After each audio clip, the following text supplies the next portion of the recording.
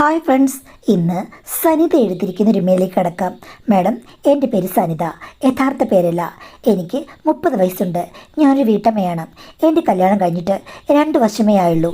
എന്താ ഇത്രയും താമസിച്ചത് എന്ന് ചോദിച്ചു കഴിഞ്ഞാൽ പണമില്ലാഞ്ഞിട്ടോ സൗന്ദര്യമില്ലാഞ്ഞിട്ടോ ഒന്നുമല്ല. ജാതകത്തിലെ ചില പ്രശ്നങ്ങൾ മാത്രം. PG കഴിഞ്ഞപ്പോൾ ഒരു ജോലി കിട്ടിയിട്ട് മതി കല്യാണമെന്ന് ഞാനാണ് വാശി പിടിച്ചത്. അന്ന് കല്യാണം കഴിക്കണമെന്നൊന്നും എനിക്ക് ആഗ്രഹമില്ലായിരുന്നു. ജോലി കിട്ടിയിട്ട് മാത്രം മതി കല്യാണം. കാര്യം, ഇനി ഭർത്താവിൻ്റെ ഇവിടെ ചെന്ന് ഭർത്താവിനെ ഉപേക്ഷിച്ചാലോ അല്ലെങ്കിൽ ജോലിക്ക് പോകണ്ടെന്ന് പറഞ്ഞാലോ, ഒരു സർക്കാർ ജോലിയോ മറ്റൊരു സ്ഥിരം ജോലിയാണെങ്കിൽ ഒരിക്കലും അങ്ങനെ പറയില്ല. പറഞ്ഞാലും അതനുസരിക്കേണ്ട ബാധ്യതയുമില്ല. അതുകൊണ്ട് PSC എഴുതി ഒരു ജോലി കിട്ടിയിട്ട് മതി എൻ്റെ കല്യാണം എന്ന് പറഞ്ഞു ഞാനിരുന്നു. അങ്ങനെ 3 വർഷത്തെ അധ്വാനത്തിന് ശേഷമാണ് എനിക്ക് ജോലി കിട്ടിയത്. പിന്നെയും കല്യാണത്തിന് വേണ്ടി കാത്തിരിപ്പാണ്. ജോലിയൊക്കെ ഉണ്ടെങ്കിലും ഇഷ്ടംപോലെ ആൾക്കാർ വരുന്നുണ്ട്. പക്ഷേ കല്യാണം മാത്രം നടക്കുന്നില്ല. ഇത്തിരി കഴിഞ്ഞപ്പോഴേക്കും എനിക്കും മനസ്സ് മടുക്കാൻ തുടങ്ങി. എൻ്റെ യൗവനം ഒലിച്ചു പോകുമോ? ഇപ്പോൾ നല്ല റെപ്യൂട്ടഡ് ആയിട്ടുള്ള പോസ്റ്റിലിരിക്കുകയാണ്. ഞാനാണെങ്കിൽ ഒളിച്ചോടി പോകാനോ പ്രേമിക്കാനോ പറ്റുമോ? എൻ്റെ ആശകൾ നടക്കുന്നില്ല. അവിഹിതമായ എന്തെങ്കിലും കാര്യത്തിൽ ഏർപ്പെടാൻ പറ്റുമോ? അപ്പോൾ ആളുകൾ എന്നെ വില കുറച്ച് കാണില്ലേ? ചുരുക്കം പറഞ്ഞു കഴിഞ്ഞാൽ അവിടെയുമില്ല ഇവിടെയുമില്ല. എല്ലാം നേടിയെങ്കിലും ഒരു പുരുഷനെ, ഇഷ്ടപ്പെട്ട പുരുഷനെ എനിക്ക് കിട്ടിയില്ല. ഞാൻ എന്തു ചെയ്യും? എൻ്റെ വിവാഹം ഒരു ചോദ്യചിഹ്നം മാത്രമാണ്. ഒത്തിരി പേര് വരുന്നുണ്ട്, കാണുന്നുണ്ട്, ഇഷ്ടപ്പെടുന്നുണ്ട്. പക്ഷേ ജാതകം അതുമാത്രം ചേരുന്നില്ല. ഈ ജാതകമൊക്കെ ആര് കണ്ടുപിടിച്ചതാണ്? കാത്തിരുന്ന് കണ്ണ് കഴിച്ചു എന്ന് പറഞ്ഞ് ഞാൻ കേട്ടിട്ടുണ്ട്. അതേപോലൊരവസ്ഥയായിരുന്നു എൻ്റേത്. ഒന്നും ശരിയാകുന്നില്ല. അവസാനമാണ് ഒരാൾ വന്നത്. വയസ്സ് 35. ഇതുവരെ കല്യാണം കഴിച്ചിട്ടില്ല. ജാതകം തന്നെ പ്രശ്നം. എൻ്റെ ജാതകവുമായി നല്ല പൊരുത്തം. കാണാൻ വലിയ സുന്ദരനൊന്നുമല്ല. ആണത്തും മുഖത്തുണ്ട്. ആൺ ശരീരത്തിൻ്റെ ഗാംഭീര്യത എല്ലാം ഉണ്ടോ എന്ന് ചോദിച്ചു കഴിഞ്ഞാൽ അത്രയ്ക്കൊന്നും പെർഫെക്റ്റ് അല്ല. എങ്കിലും ഇഷ്ടക്കേടൊന്നും എനിക്ക് തോന്നിയില്ല. ഇനിയിപ്പം ഒരു രാജകുമാരനെ നോക്കിയിരുന്നിട്ട് കാര്യമില്ല. പ്രായം പോയിക്കൊണ്ടിരിക്കുകയാണ്. നേരത്തെ തന്നെ തേയിലത്തോട്ടത്തിലിറങ്ങി കൊളുന്ത് നുള്ളണം. എങ്കിൽ മാത്രമേ നല്ല ചായ കുടിക്കാൻ പറ്റൂ. അപ്പോൾ ഇപ്പോൾ തന്നെ അതിന് പറ്റിയ പ്രായം. അല്ലാതെ നോക്കിയിരുന്നിട്ട് കാര്യമില്ലെന്ന് വിചാരിച്ച് ഞാൻ ആ കല്യാണത്തിന് സമ്മതിച്ചു. ഭർത്താവിൻ്റേത് ഒരു സൗമ്യ പ്രകൃതമാണ്. അധികമൊന്നും സംസാരിക്കില്ല. എന്നാലോ ഞാൻ പറയുന്നതൊക്കെ ശ്രദ്ധിച്ച് കേൾക്കും. എന്നിട്ട് വേണ്ട കാര്യങ്ങളൊക്കെ നോക്കി ചെയ്യുകയും ചെയ്യും. എനിക്ക് പണം ഇങ്ങോട്ട് തരും. എൻ്റെ പണത്തെക്കുറിച്ച് ഒന്നും ചോദിക്കുകയില്ല. അത്രയൊക്കെ മാന്യതയുണ്ട്. പക്ഷേ എന്നിരുന്നാലും ആവേശത്തിൻ്റെ കാര്യത്തിൽ ഒരു തണുപ്പൻ മട്ടാണ്. എക്സ്പ്രസ് ട്രെയിൻ പോകേണ്ട ട്രാക്കിൽ കൂടി കാളവണ്ടി പോയി കഴിഞ്ഞാൽ എങ്ങനെ ഇരിക്കും? അതേ അനുഭവമായിരുന്നു. ആദ്യമൊന്നും നമുക്ക് കംപ്ലൈൻറ്റ് പറയാൻ പറ്റില്ലല്ലോ. ഒരു 6-7 മാസം കഴിഞ്ഞപ്പോൾ ഞാൻ ചോദിച്ചു, ചേട്ടൻ എന്തുകൊണ്ടാണ് ഇങ്ങനെ വളരെ സ്ലോ? ഒന്നിലും ഒരു അറിവോ ഒന്നും കാണുന്നില്ലല്ലോ എന്ന് ചോദിച്ചു കഴിഞ്ഞപ്പോഴേക്കും പുള്ളിക്കത് ഫീലിംഗ് ആയി. നീ നേരത്തെ ആരെങ്കിലും പ്രേമിച്ചിട്ടുണ്ടോ? എന്തെങ്കിലും അനുഭവം നിനക്ക് ഉണ്ടായിട്ടുണ്ടോ? എനിക്കാണെങ്കിൽ അങ്ങനെ ഒന്നുമില്ല എന്നൊക്കെ പറഞ്ഞ് പുള്ളി സെൻറ്റിമെൻറ്റ്സ് പറഞ്ഞു. ഞാൻ പറഞ്ഞു, ഇത് അറിവിൻ്റെ ഒന്നും കാര്യമില്ല, നമ്മുടെ അനുഭവമാണ്. സ്വന്തം ഭർത്താവിനൊരു സ്ത്രീ എന്താണ് പ്രതീക്ഷിക്കുന്നത് അല്ലെങ്കിൽ എങ്ങനെയാണ് നോക്കിക്കാണുന്നത്, അതാണ് ഞാൻ പറഞ്ഞത്. ഞാനിപ്പോൾ അന്യരിൽ നിന്നും റിസൾട്ട് പ്രതീക്ഷിക്കുന്നില്ല. എൻ്റെ സ്വന്തം ഭർത്താവിൽ നിന്ന് റിസൾട്ട് പ്രതീക്ഷിക്കുന്നു. സ്വന്തം ഭർത്താവിനോട് തന്നെ പറയുന്നു. അത് വലിയ തെറ്റാണെന്ന് എനിക്ക് തോന്നുന്നില്ല. മറ്റൊരാളെ താരതമ്യം ചെയ്യാൻ മാത്രം എനിക്ക് ഒരനുഭവമില്ല. പക്ഷേ എൻ്റെ അനുഭവങ്ങൾ എനിക്ക് അനുഭവിച്ച് തന്നെ തീരണം. അതിങ്ങനെ കാളവണ്ടിയുടെ സ്പീഡിൽ പോയിക്കൊണ്ടിരുന്നു കഴിഞ്ഞാൽ നേരെയാകില്ല. നല്ല എക്സ്പ്രസ് സ്പീഡിൽ വേണം. അതുമാത്രമല്ല സമയദൈർഘ്യം കൂട്ടണം എന്ന് ഞാൻ പറഞ്ഞു. അത് കേട്ടപ്പോൾ പുള്ളി വല്ലാതായി. ഞാൻ ഡോക്ടറെ കാണാം, മരുന്ന് കഴിക്കാം എന്നൊക്കെ എന്നോട് പറഞ്ഞു. ഞാനിപ്പോൾ പറഞ്ഞു, എന്ത് ചെയ്തിട്ടാണെങ്കിലും വേണ്ടില്ല, എനിക്ക് കാര്യങ്ങൾ കറക്റ്റായിട്ട് നടക്കണമെന്ന് പറഞ്ഞു. അപ്പോൾ പുള്ളി എന്നോട് പറഞ്ഞു, എനിക്ക് ചില സ്റ്റാർട്ടിങ് ട്രബിളുകളുണ്ട്. നീ പൊന്മുളം തണ്ട് ഊതി ആദ്യം ഒന്ന് രാഗം വായിച്ചു കഴിഞ്ഞാൽ ഞാൻ ഓക്കെ ആകും. അത് കഴിയുമ്പോൾ നീ പറഞ്ഞതുപോലെ ചിലപ്പോൾ എക്സ്പ്രസ് വേഗത്തിൽ മുന്നോട്ട് കൊണ്ടുപോകാൻ പറ്റും എന്ന് എന്നോട് ഭർത്താവ് പറഞ്ഞപ്പോൾ ഞാൻ പറഞ്ഞു, എനിക്കതിലൊന്നും ഒരു പ്രശ്നവുമില്ല. നിങ്ങളെൻ്റെ ഭർത്താവല്ലേ? പൊന്മുളം തണ്ടിൽ ഈണവുമായി ഞാൻ മുന്നോട്ട് വരാൻ തയ്യാറാണെന്ന്. പിന്നീട് എന്നും വരുമ്പോൾ ഞാൻ പൊന്മുളം തണ്ടിലെ രാഗങ്ങളിലേക്ക് ശ്രുതി നീട്ടും. അപ്പോൾ മെച്ചമുണ്ടാകുമെന്ന് ഞാൻ വിചാരിച്ചു. പക്ഷേ പാഴ്മുളം തണ്ട് നീട്ടി ഊതിയിട്ട് ഒരു കാര്യവുമില്ലെന്ന് എനിക്ക് മനസ്സിലായി. കാര്യം, അത് തകർന്നു പോയ പാഴ്മുളം തണ്ടാണ്. ഇനിയിപ്പം ഡോക്ടറോ മറ്റോ വന്ന് ശരിയാക്കണം എന്നുള്ളത് മുഖത്ത് നോക്കി പറയാൻ എനിക്ക് ബുദ്ധിമുട്ടായിരുന്നെങ്കിലും ഞാൻ അവസാനം ഡോക്ടറെ കാണാൻ പറഞ്ഞു. അങ്ങനെ ഡോക്ടറെ കണ്ടു കഴിഞ്ഞപ്പോൾ കാര്യങ്ങൾ മെച്ചപ്പെട്ടു. പിന്നീട് വലിയ കുഴപ്പമില്ലാത്ത ഒരു ദാമ്പത്യ ജീവിതമാണ് എനിക്കുണ്ടായിരുന്നത്. അദ്ദേഹം വലിയ ബിസിയാണ് ബിസിനസ്സിൽ. പിന്നെ ഞാനും ജോലിക്ക് പോകുന്നുണ്ട്. വൈകുന്നേരമാകുമ്പോഴേക്കും ഞങ്ങളുടെ കാര്യം അധികം വലിയ തലവേദനകളൊന്നും എനിക്ക് തരാത്ത ഭർത്താവ്, അമ്മായിമ്മയുണ്ട്, അമ്മായിപ്പനുണ്ട്. നല്ല പ്രായമുള്ളവരാണ്. വേറെ പ്രശ്നങ്ങളൊന്നുമില്ല. ജോലിക്കാരൊക്കെയുണ്ട്. എന്തുകൊണ്ട് സുഖകരം. ആദ്യത്തെ സുഖക്കേടൊക്കെ ഡോക്ടറെ കണ്ടു കഴിഞ്ഞപ്പോഴേക്കും മാറുകയും ചെയ്തു. അപ്പോൾ പിന്നെ എൻ്റെ ജീവിതം നല്ല രീതിയിൽ മുന്നോട്ട് പോയി എന്നതാകും കഥയെന്ന് മാഡം വിശ്വസിക്കും. പക്ഷേ അങ്ങനെയല്ല. എനിക്ക് പ്രശ്നങ്ങളൊന്നുമില്ലായിരുന്നു. ഇതിനിടയ്ക്കാണ് ഭർത്താവിന് ഒരു പാർട്ട്ണർ വന്നത്. പാർട്ട്ണർ എന്ന് പറഞ്ഞു കഴിഞ്ഞാൽ ബിസിനസ് പാർട്ട്ണർ. ബാംഗ്ലൂരിൽ ഒരു ബിസിനസ് ചെയ്യാനാണ് ഐഡിയ. ഭർത്താവിനോട് ചോദിച്ചു, ബാംഗ്ലൂരിൽ ബിസിനസ് ചെയ്യട്ടെ എന്ന്, നല്ല പ്രോഫിറ്റ് കിട്ടുമെന്ന് പറഞ്ഞു. ഞാൻ പറഞ്ഞു പ്രശ്നമൊന്നുമില്ലെന്ന്. പക്ഷേ അവിടെ പോയി ഒത്തിരി ദിവസം നിൽക്കേണ്ടി വരും. മാസത്തിൽ പകുതി ദിവസവും ഇവിടെ കാണില്ല എന്ന് പറഞ്ഞു. അതെനിക്ക് അംഗീകരിക്കാൻ പറ്റില്ല. കാര്യം ജീവിതം ലേറ്റായിട്ടാണ് തുടങ്ങിയത്. കുട്ടികളും ആയിട്ടില്ല. ഇതിനിടയ്ക്ക് ഒത്തിരി ഗ്യാപ്പ് വന്നു കഴിഞ്ഞാൽ എല്ലാം തകിടം മറിയെന്ന് പറഞ്ഞു. അപ്പോൾ പുള്ളിക്കാരൻ പറഞ്ഞു, എങ്കിൽ ഒരാഴ്ച ഞാൻ ബാംഗ്ലൂരിൽ കാണും, ഒരാഴ്ച ഇവിടെ നിൽക്കും. അത് കേട്ടപ്പോൾ എനിക്ക് തോന്നി നല്ല ഐഡിയയാണ്. ഒരാഴ്ച ഇവിടെ ഇല്ല. അപ്പോൾ ഞാൻ കാത്തിരിക്കും. പിന്നെ വരുമ്പോൾ പൊന്മുളം തണ്ടോ പാഴ്മുളം തണ്ടോ ഊതി ഉണർത്തി രാഗവിസ്താരത്തിലേക്ക് എനിക്ക് ഇറങ്ങാം. അപ്പോൾ പ്രശ്നങ്ങളൊന്നുമില്ല. ശരിയെന്ന് ഞാൻ സമ്മതിച്ചു. അതുമാത്രമല്ല, പ്രോഫിറ്റ് നന്നായി കിട്ടുന്നത് പണത്തിൻ്റെ ഒരാക്കം കൂട്ടുമല്ലോ. അതിനെതിരെ നിന്ന് കഴിഞ്ഞാൽ പിന്നെ അതും ഒരു പ്രശ്നമല്ലേ. പണവും വേണമല്ലോ. അതുകൊണ്ട് ഞാനത് കണ്ണടച്ച് സമ്മതിച്ചു. ഭർത്താവ് അടിക്കടി ബാംഗ്ലൂരിൽ പോകുന്നതിൻ്റെ ഗുണങ്ങൾ എനിക്കുണ്ടായി. കാര്യം ഞാൻ ഓരോ കാര്യങ്ങൾ പറഞ്ഞു വിടും. അതെല്ലാം അവിടുന്ന് വാങ്ങിച്ചുകൊണ്ട് വരും. ഫാഷൻ വസ്ത്രങ്ങളാണെങ്കിലും ആക്സസറീസ് ആണെങ്കിലും കോസ്മെറ്റിക്സ് ആണെങ്കിലും അത് നല്ലൊരു സൗകര്യമായിട്ട് എനിക്ക് തോന്നി. ഭർത്താവിൻ്റെ പാർട്ട്ണർ 45 വയസ്സുള്ള ഒരാളാണ്. പക്ഷെ പുള്ളി ജിമ്മിലൊക്കെ പോയി ഒരു ജിമ്മപ്പം തന്നെയാണ്. കണ്ടു കഴിഞ്ഞാൽ നല്ല പ്രൗഢിയുള്ളൊരു മനുഷ്യൻ. അദ്ദേഹത്തിന് ശരിക്കും ആണത്തമുണ്ടല്ലോ. അദ്ദേഹത്തിൻ്റെ ഭാര്യ ഒരു ഭാഗ്യവതിയാണ് എന്നൊക്കെ എൻ്റെ മനസ്സിൽ ആദ്യമേ തോന്നി. ഇതുപോലൊരാളായിരുന്നെങ്കിലും ഞാനങ്ങ് സഹിച്ചേനെയും. ഒരു 45 വയസ്സായാലും എനിക്ക് പ്രശ്നമില്ല എന്നൊക്കെ അയാളെ കണ്ടപ്പോൾ ഞാൻ ഓർത്തു. ഭംഗിയുള്ള ചിരി, നല്ല സംസാരം, പുരുഷൻ്റെ വശ്യത.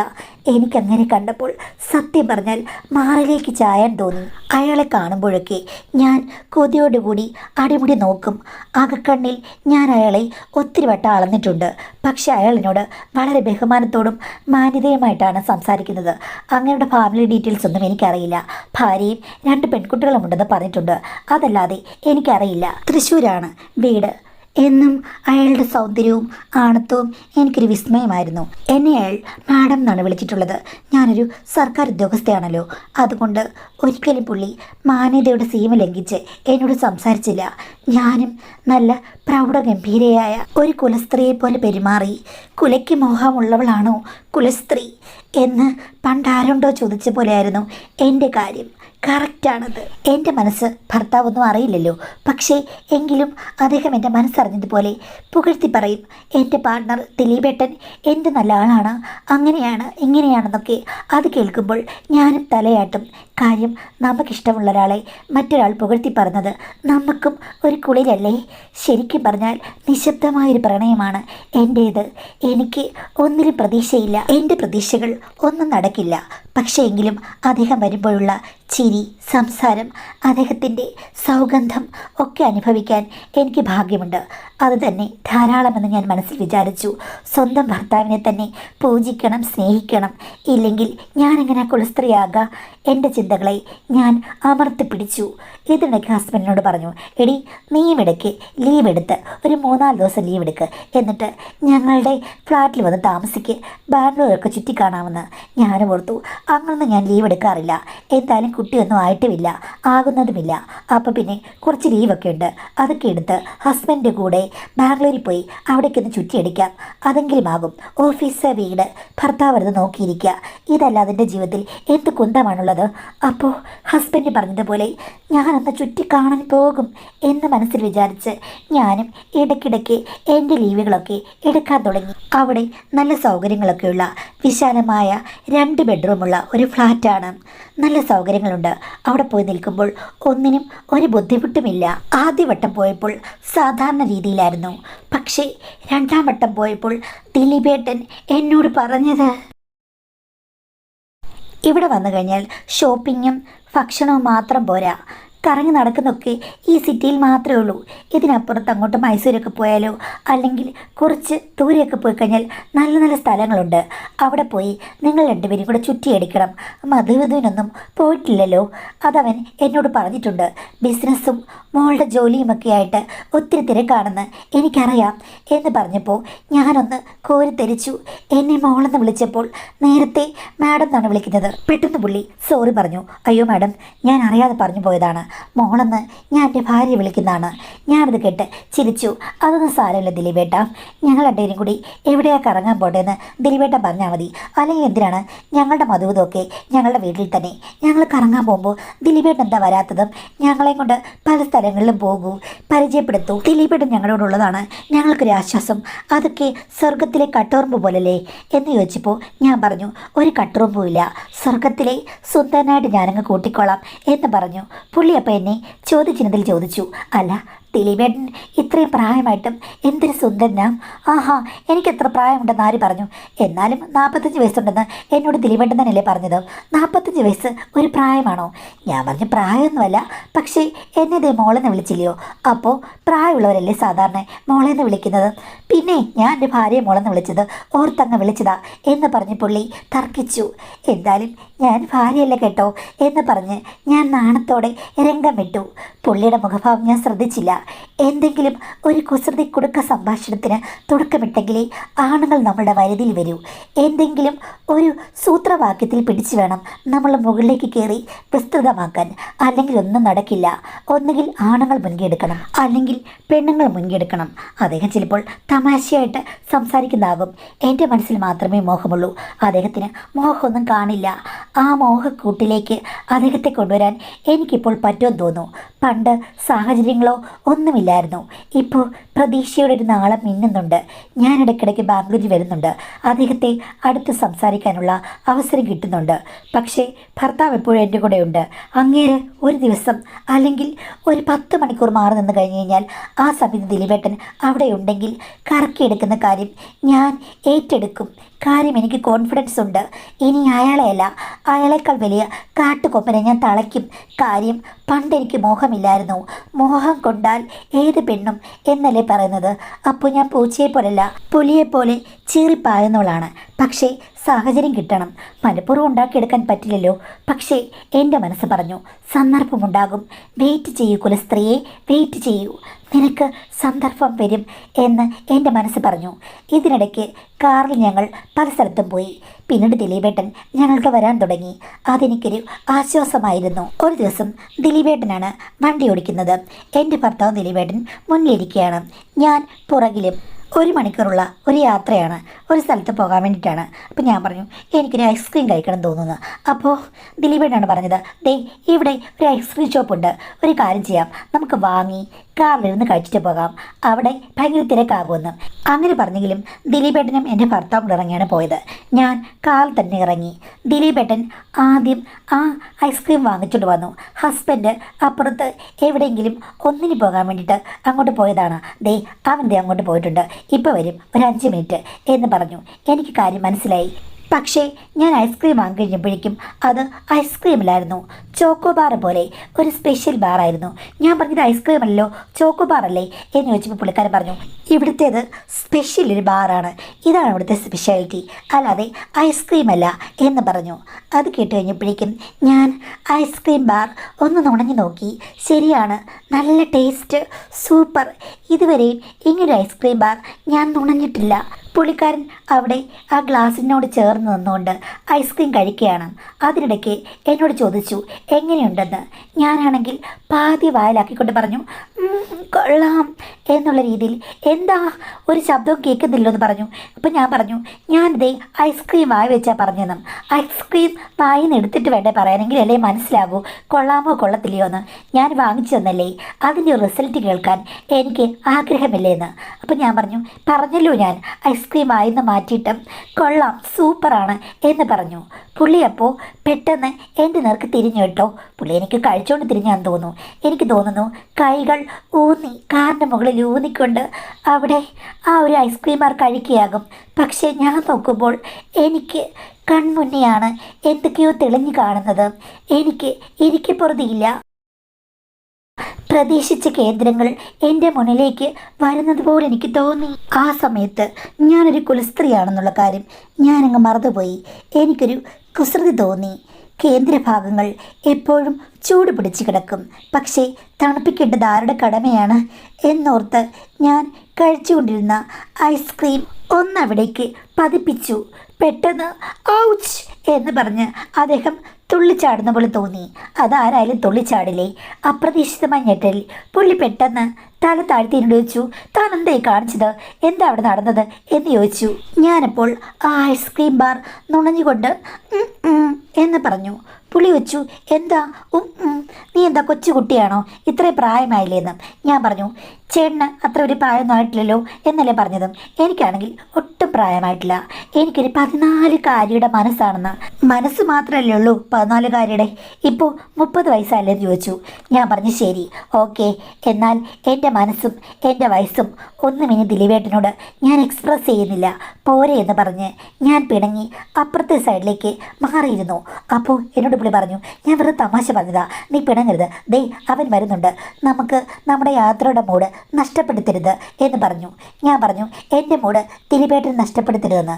അപ്പോൾ ദിലീപേട്ടൻ പറഞ്ഞു, എൻ്റെ പൊന്നുമോളെ, എനിക്കുള്ളിൻ്റെ ഉള്ളിൽ ഇഷ്ടമുണ്ടടി, പക്ഷേ അവനെ ചതിക്കാൻ പറ്റുമോ എന്ന് ചോദിച്ചിട്ട് പെട്ടെന്ന് ഡ്രൈവിംഗ് സീറ്റിലേക്ക് കയറിയിരുന്നു.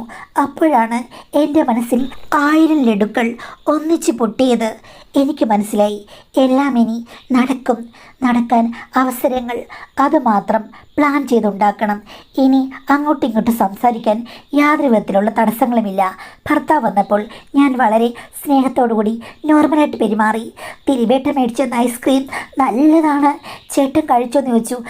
ഞാൻ കഴിച്ചില്ലടി, എനിക്കാണെങ്കിൽ ഇത്തിരി ഒരു പ്രശ്നമുണ്ട് തൊണ്ടയ്ക്ക്, അതുകൊണ്ട് കഴിക്കുന്നില്ല, എൻ്റെ മോള് കഴിച്ചോളാൻ പറഞ്ഞു. ഞാൻ വളരെ സന്തോഷത്തോടുകൂടി അത് നന്നായി കഴിച്ചു. എന്തായാലും അപ്പോഴത്തെ കുസൃതി കഴിഞ്ഞപ്പോഴേക്കും എനിക്കെന്തോ ആ ഒരു ഐസ്ക്രീം ബാറിന് കൂടുതൽ സ്വീറ്റ്നെസ് തോന്നി. യഥാർത്ഥത്തിൽ എനിക്ക് പലതും മനസ്സിൽ മോഹിച്ചത് ഇനിയും നടക്കുമെന്ന് തോന്നി. ഐസ്ക്രീം ബാറിനെ അപ്പം മുതൽ ഞാൻ കൂടുതൽ സ്നേഹിക്കാൻ തുടങ്ങി. അത് തീരും വരെ എൻ്റെ മനസ്സിൽ വേറെന്തൊക്കെയോ സ്വപ്നങ്ങളായിരുന്നു, യഥാർത്ഥത്തിൽ നടക്കേണ്ട സ്വപ്നങ്ങൾ. അതിനടുത്ത ദിവസം തന്നെ ചേട്ടൻ പെട്ടെന്ന് പുറത്തു പോയി കഴിഞ്ഞപ്പോൾ ദിലീപേട്ടനുമായിട്ട് സംസാരിക്കാൻ എനിക്കൊരു സമയം കിട്ടി. അന്നേരമാണ് ബാക്കി കാര്യങ്ങളൊക്കെ ഞാൻ ചോദിച്ചറിഞ്ഞത്. സമ്പന്നനാണെങ്കിലും ഭാര്യയുമായിട്ട് അത്ര അറ്റാച്ച്ഡ് അല്ല, പിന്നെ പിരിയാനൊന്നും പറ്റാത്തത് കൊണ്ട് ആ ദാമ്പത്യ ജീവിതം മുന്നോട്ട് പോകുന്നു, അത്ര മാത്രമേ ഉള്ളൂ. പിന്നെ നിൻ്റെ ഭർത്താവ് നല്ലവനാണ്, അവൻ നിന്നെക്കുറിച്ച് മാത്രം ആലോചിക്കുന്നവനാണ്, അതുകൊണ്ടാണ് എനിക്കൊരു മടിയെന്ന് പുള്ളി തുറന്നു പറഞ്ഞു. ഞാൻ പറഞ്ഞു, അതൊക്കെ ശരിയാണ്, പക്ഷേ മരുന്നിൻ്റെ പുറത്താണ് കാര്യങ്ങൾ ഓടുന്നത് എന്ന് പറഞ്ഞു കഴിഞ്ഞപ്പോഴേക്കും പുള്ളി എന്നോട് പറഞ്ഞു, അതും എനിക്കറിയാം, എനിക്ക് മനസ്സിൽ ചെറിയൊരു കുറ്റബോധമുണ്ട്, അതുകൊണ്ടാണ് ഞാൻ ഒന്നിനും മുന്നിട്ടിറങ്ങാത്തത്. യഥാർത്ഥത്തിൽ അവനോട് പറഞ്ഞു കഴിഞ്ഞാൽ നമ്മുടെ ബന്ധം അവൻ തന്നെ സമ്മതിച്ചു തരുമെന്ന് പറഞ്ഞു. അത് കേട്ട് കഴിഞ്ഞപ്പോഴേക്കും ഞാൻ ഞെട്ടിപ്പോയി. അതെന്താ അങ്ങനെ? ഞാൻ ഓർത്തത് എൻ്റെ ഹസ്ബൻഡിന് എന്നോട് ഭയങ്കര സ്നേഹവും പൊസസീവ്നെസ്സും ഒക്കെ ആണെന്നാണ്. അദ്ദേഹം എന്തിനാണ് സമ്മതിക്കുന്നത്? എന്താ ചേട്ടൻ പറഞ്ഞേ എന്ന് ചോദിച്ചു കഴിഞ്ഞപ്പോഴേക്കും പുള്ളി പറഞ്ഞു, അവൻ പലപ്പോഴും എന്നോട് പറയാറുണ്ട്, അവൻ്റെ സ്വപ്നമാണ് ഭാര്യ മറ്റൊരാളുമായി നൃത്തച്ചുവടുകൾ വയ്ക്കുന്നത്, അവന് കാണുന്നത് ഒത്തിരി ഇഷ്ടമാണെന്ന്. അത് കേട്ടപ്പോൾ ഞാൻ ആദ്യം ഒന്ന് ഞെട്ടി. എങ്കിലും ഇത്തരം കഥകളൊക്കെ ഞാനും കേട്ടിട്ടുണ്ട്. അപ്പം ഞാൻ പറഞ്ഞു, എങ്കിൽ ഞാനതിൽ ഇടപെടുന്നതേയില്ല. ദിലീപേട്ടൻ തന്നെ പറ, എടാ അവൾക്ക് വേണ്ടി നീ ഒരു അവസരം സൃഷ്ടിച്ചെടുക്കൂ. പക്ഷേ എൻ്റെ ഭർത്താവ് വിചാരിച്ചിരിക്കുന്നത് ഞാനൊരു കുലസ്ത്രീയാണ്. ഒരു തരത്തിലും അങ്ങനെയുള്ള ആഗ്രഹങ്ങൾക്കൊന്നും ഞാൻ സമ്മതിക്കില്ല. എനിക്ക് വളരെ നോർമലായിട്ടുള്ള ചിന്താഗതി മാത്രമാണുള്ളത്. എൻ്റെ ഭർത്താവിനോട് മാത്രം ആരാധനയും വഴക്കും വക്കാണവും ഒക്കെ ഉള്ള ആളാണെന്നും മറ്റുള്ളവരോട് എനിക്ക് ഒരടുപ്പവുമില്ലാത്ത ഒരു നല്ല പെണ്ണായിട്ടാണ് വിചാരിച്ചിരിക്കുന്നത്. ദിലീപേട്ടൻ പറഞ്ഞു, അവൻ്റെ സങ്കല്പങ്ങളൊക്കെ ഇങ്ങനെയാണെങ്കിലും നിന്നെക്കുറിച്ചുള്ള അവൻ്റെ ആ ഒരു അഭിപ്രായം ഇങ്ങനെ ആയതുകൊണ്ട് എനിക്കൊന്നും പറയാൻ പറ്റില്ല. അപ്പം ഞാൻ പറഞ്ഞു, എന്നെക്കുറിച്ചുള്ള എൻ്റെ ഭർത്താവിൻ്റെ അഭിപ്രായം അവിടെ നിൽക്കട്ടെ, ഞാനൊരു പാവം, ദിലീപേട്ടനങ്ങ് പറഞ്ഞാൽ മതി, അവളോട് പറഞ്ഞ് ഞാൻ ശരിയാക്കാമടാ, കാര്യങ്ങൾക്ക് അവതരിപ്പിച്ച് അവളുടെ മനസ്സ് ഞാൻ മാറ്റിയെടുക്കാമെന്ന് ദിലീപേട്ടൻ പറയണം. എന്നിട്ട് എന്നോട് സംസാരിക്കണം. അപ്പോൾ ദിലീപേട്ടൻ പറഞ്ഞിട്ട് ഭർത്താവിൻ്റെ ഇഷ്ടത്തിന് നിൽക്കുന്ന ഒരു പാവം പെൺകുട്ടിയായി ഞാൻ മാറും. അങ്ങനെ എൻ്റെ മാനവും രക്ഷിക്കാം. ദിലീപേട്ടൻ്റെ അന്തസ്സും അവിടെ സംരക്ഷിക്കപ്പെടും. പിന്നെ നമ്മളുടെ എല്ലാവരുടെയും കാര്യങ്ങൾ നടക്കും. എൻ്റെ ഭർത്താവിൻ്റെ അതിമോഹവും നടക്കും എന്ന് പറഞ്ഞു. അപ്പോൾ ദിലീപേട്ടൻ പറഞ്ഞു, നിന്നെ എനിക്ക് ഡൗട്ടുണ്ടായിരുന്നു, നീ മോഹിതയാണോ അതോ മോഹമില്ലാത്തവളാണോ എന്ന്. എങ്കിലും സിഗ്നൽ കിട്ടിക്കഴിഞ്ഞപ്പോൾ ഇനി കാര്യങ്ങൾ ഞാൻ എസ്റ്റാബ്ലിഷ് ചെയ്യാം, അവനോട് പറഞ്ഞോളാന്ന് പറഞ്ഞു. അങ്ങനെ എൻ്റെ ഭർത്താവിനോട് സംസാരിച്ചിട്ട് എന്നെ വിളിച്ച് തനിച്ച് ഉപദേശിക്കുന്നതായിട്ട് അദ്ദേഹം ഭാവിച്ചു. അവസാനം ഞാൻ ഭർത്താവിനോട് പറഞ്ഞു, ദിലീപേട്ടൻ കാര്യങ്ങളൊക്കെ എന്നോട് പറഞ്ഞു, ഞാൻ ഇതുവരെയും കേട്ടിട്ടില്ല ഇങ്ങനെയുള്ള കാര്യങ്ങളൊക്കെ. ചേട്ടൻ ഇങ്ങനെ ക്രേസി ആയിട്ടുള്ള മോഹങ്ങളുണ്ടെന്നൊന്നും എനിക്കറിയില്ലായിരുന്നു. പിന്നെ ദിലീപേട്ടൻ പറഞ്ഞു, അതൊക്കെ നോർമലാണെന്ന്. ഞാൻ ഒരു കാര്യം പറയാം, ചേട്ടൻ്റെ ഇഷ്ടത്തിനനുസരിച്ചിട്ടാണ് ഞാൻ ഇതിനൊക്കെ ഇറങ്ങുന്നത്. അവസാനം എന്നെ കുറ്റം പറയരുത്, നമ്മുടെ ദാമ്പത്യ ജീവിതത്തിന് ഒരു പ്രശ്നവും ഉണ്ടാകില്ലെന്ന് പറഞ്ഞു. അത് കേട്ട് കഴിഞ്ഞപ്പോഴേക്കും ഭർത്താവിൻ്റെ മുഖം തെളിഞ്ഞു. ഒരു പ്രശ്നം ഉണ്ടാകില്ല പൊന്നെ എന്ന് പറഞ്ഞു. എൻ്റെ ഭാഗ്യം എവിടെ നിന്നാണ് വന്നതെന്ന് എനിക്ക് മനസ്സിലായി. ഉള്ളിൽ ഞാൻ ഒത്തിരി ആഹ്ലാദിച്ചു. സംഗമങ്ങൾ തുടങ്ങിക്കഴിഞ്ഞപ്പോഴേക്കും ഞാൻ ആദ്യം ഒന്നും അറിയില്ല, എനിക്ക് എല്ലാത്തിനും ഇത്തിരി ബുദ്ധിമുട്ടാണ് എന്നുള്ള നിലയിലാണ് പെരുമാറിയത്. അപ്പോൾ ഹസ്ബൻഡ് എന്നോട് പറഞ്ഞു, മോളെ നീ ഇങ്ങനെ അല്ലല്ലോ, നീ നന്നായിട്ട് പൊന്മുളം തണ്ടിൽ സ്വരഗതികൾ വായിക്കുമല്ലോ, അതുപോലെ തന്നെ വേണം ദിലീപേട്ടനോടും ആത്മാർത്ഥത വേണം സംഗീതത്തിനെന്ന് പറഞ്ഞു. പിന്നെ ഞാൻ മുന്നും പിന്നെ നോക്കിയില്ല, നല്ല രാഗാലാപനം കാഴ്ചവെച്ചു. ദിലീപേട്ടൻ എന്നോട് അടുത്തപ്പോൾ ഞാൻ സ്വർഗം താണിറങ്ങി വന്നതോ സ്വപ്നം പീലി നിർത്തി വന്നതോ എന്നുള്ള രീതിയിലായിരുന്നു. എൻ്റെ മോഹങ്ങൾ പൂവണിഞ്ഞു, ശരിക്കും പൂവണിഞ്ഞുകൊണ്ടിരിക്കുന്നു. ഇനി എന്നെന്നും പൂവണിയും. പിന്നെ പൊന്മുളം തണ്ടും പാഴ്മുളം തണ്ടും എനിക്ക് കൈകാര്യം ചെയ്യണം, അതിലൊന്നും ഒരു പ്രശ്നമില്ല. പൊന്മുളം തണ്ടുള്ളപ്പോൾ പാഴ്മുളം തണ്ട് മീട്ടുക എന്തെങ്കിലും പ്രയാസമാണോ മാഡം? ഒന്നുണ്ടെങ്കിൽ രണ്ട്, രണ്ടുണ്ടെങ്കിൽ രണ്ട്, അത് സ്ത്രീക്കൊരു ഭാഗ്യം. അങ്ങനെ പോവുകയാണ്. താമസിയാതെ എനിക്ക് ഒരു നല്ല വാർത്തയും ഇവരിൽ നിന്നുണ്ടാകണം. അപ്പോൾ അതിനും എൻ്റെ ഭർത്താവ് തടസ്സമൊന്നും പറയില്ലെന്ന് പ്രതീക്ഷിക്കുന്നു. എന്തായാലും ഇങ്ങനൊരു സൗഭാഗ്യം എനിക്ക് ഇത്തിരി ഉടായ്പിലാണെങ്കിലും സംഭവിച്ചു. മാഡത്തിൻ്റെ ഭാഷയിൽ മാഡം കഥ പറയുമ്പോൾ പറയും, ഇതെല്ലാം ശരിയല്ല, ഇങ്ങനെയൊക്കെയുള്ള ആൾക്കാരൊക്കെ ഉടായ്പാണ്, അവർ നേർവഴിയിൽ കൂടിയല്ല പോകുന്നതെന്ന്. എങ്കിലും മാഡത്തിന് വേണ്ടി ഈ കഥ ഞാൻ എഴുതുന്നത് മാഡം ഇത് വായിച്ച് കേൾക്കാനുള്ള ഒരാഗ്രഹം കൊണ്ട് മാത്രമാണ്. ഞാൻ നേർരേഖയിൽ പോകുന്നൊരു സ്ത്രീയല്ല, സമ്മതിച്ചു മാഡം എന്നാണ് പറഞ്ഞിരിക്കുന്നത്. ഓക്കെ പുണ്യവതി, ഞാൻ ഈ കഥ വായിച്ചു. ഇതിന് ഞാൻ ഒരു മറുപടിയും പറയുന്നില്ല. ഞാനങ്ങ് സൈലൻ്റ് ആകുന്നു. ഞാൻ കുലസ്ത്രീയുമല്ല, കുലയില്ലാത്ത സ്ത്രീയുമല്ല. ഓക്കെ.